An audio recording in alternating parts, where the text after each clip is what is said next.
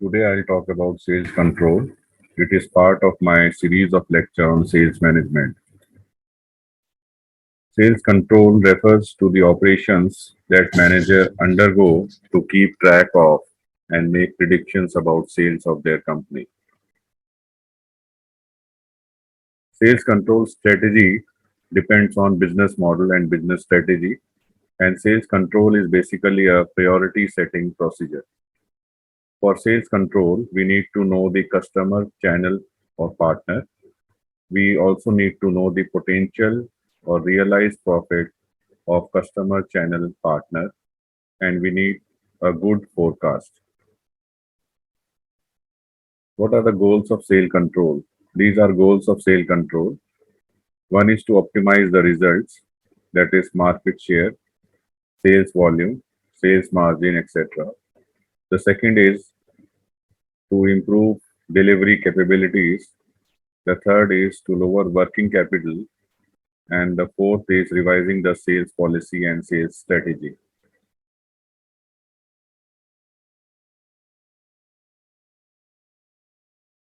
This is the sales control process. It starts with sale objectives. Then we establish standards. Standards are established in both quantitative and qualitative terms.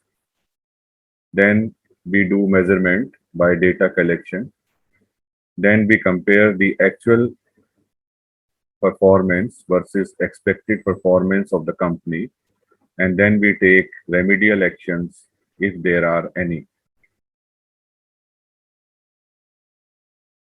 These are the basic sales operations. This is the revision. First, we establish sales territories for our sales force or sales personnel. Then we allocate the sales quota. Then we determine authorities and rights of a salesperson. Then we provide sufficient sales tools. Then we analyze the sales expenses and other sales data.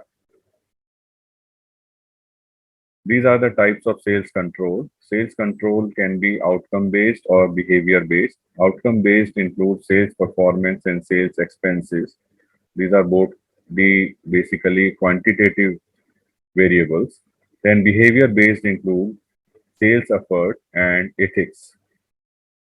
Sales control can be a periodic uh, process. However, it is a continuous process. These are the tools for sales control. These include sales budget, sales programs, sales audit, sales analysis, and marketing cost analysis. A sales budget is a company's plan describing how resources should be allocated to achieve the forecasted sales.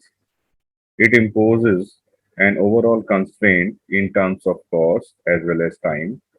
A proper sales budget provides a projection into the sales volume, sales expenses, and profit of a company. These are various methods of sale budgeting.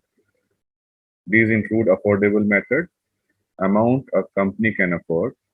The other option is percentage of sales method. We can decide that this much percentage of sales can be used for expenses.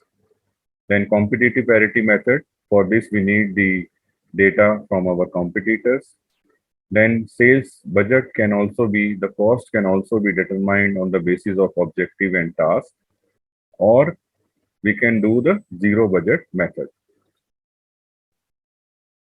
Now, these are the other controls tool. One was sales budget, the other is sales program. Sales program is a set of activities which a company does for sale that include training of sales forces. Next tool for sales control is sales audit. Sales audit examines the objectives of firm. It examines the internal policies. It examines the structure of the organization. It examines sales methods and sales procedures. It examines sales personnel management or sales force management. The other tool is sales analysis. We do trend analysis or we analyze sales according to territories, customers, product or product lines, and sales personnel. This is the last tool I will discuss, marketing cost analysis. It is either a cost analysis or a profit analysis because profit depends on cost. In this, we analyze profit according to territories, customers, product or product lines, and sales personnel. So this is all in sales control. Thank you very much.